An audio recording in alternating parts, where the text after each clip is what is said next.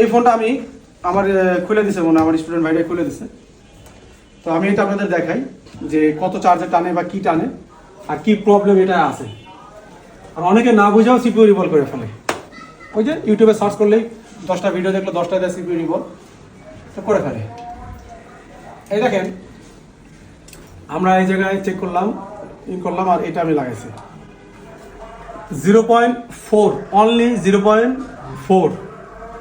তো 0.43, 0.1 এটাও আমাদের স্টুডেন্ট আমরা দিয়ে দেবো। এটা তো কেবল বেসিক ক্লাস করতেছে, কত রিডিং আসলে পাওয়ার সাপ্লাই আমার ফোনে কী সমস্যা, চার্জারে দেখলে আমি বুঝতে পারবো কী সমস্যা।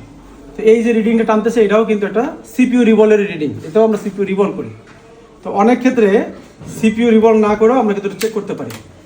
তো এই যে আমরা যদি এখন এখানে একটু ফার্স্টে চেক করি, ব্যাটারিটা আমরা চেক করবো। আচ্ছা, তার আগে আর একটা জিনিস আপনাদের কাছে লাগবে, এই যে আমি নিয়ে আসছি, এই জিনিসটা আপনাদের কাছে থাকলে আরও বেশি ভালো হয় কাজের ক্ষেত্রে। এই যে ইউএসবি অ্যানালাইজার টেস্টার, এই যে এটা দিয়ে আপনি করে দেখতে পারবেন যে এখানে কোনো লাইনের সমস্যা কিনা, প্রত্যেকটা লাইন কাজ করতেছে কিনা, হ্যাঁ কোনো লাইনে কোনো প্রবলেম আছে কিনা। হ্যাঁ, এটা কিন্তু আপনি খোলার আগেই চেক করতে পারেন। আচ্ছা, এরপর আসেন, কারণ কি যদি এখান থেকে কোনো লাইনের প্রবলেম হয় তাহলে হচ্ছে আপনার এই জায়গায় ভালো চার্জ হবে না, চার্জ না হলেও প্রবলেম হবে, ব্যাটারি বসে যাবে। তো এবার আমি খুললাম, এখানে কোনো প্রবলেম পাই না। দ্বিতীয় স্টেপ হবে আমার প্রথম স্টেপ হবে চার্জারে চেক করা, দ্বিতীয় স্টেপ হবে অ্যানালাইজার দিয়ে চেক করা।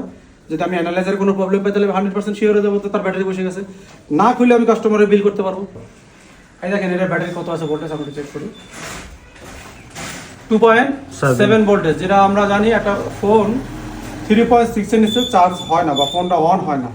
এখন আপনি এই ফোন চার্জে দিলেও বুস্টিং চার্জ হবে না, এই ফোন উঠবে না, ওই 0.43 এরকমই টানবে। তো বুঝতে পারছেন এই যে টেকনিকটা শিখাইলাম নতুনদের জন্য যারা ফ্রেশার, এইটা হচ্ছে আজীবন, যত ফোন আসবে ডেট ফোন আসলেই এই 3টা স্টেপ আপনি আগে নেবেন। তো এখন এইটা হচ্ছে কাজকে আপনাকে চার্জ করবো। ব্যাটারি চার্জ করার সাথে সাথে আমাদের ফোনটা ফুল রান হয়ে গেছে, কি বুঝছেন?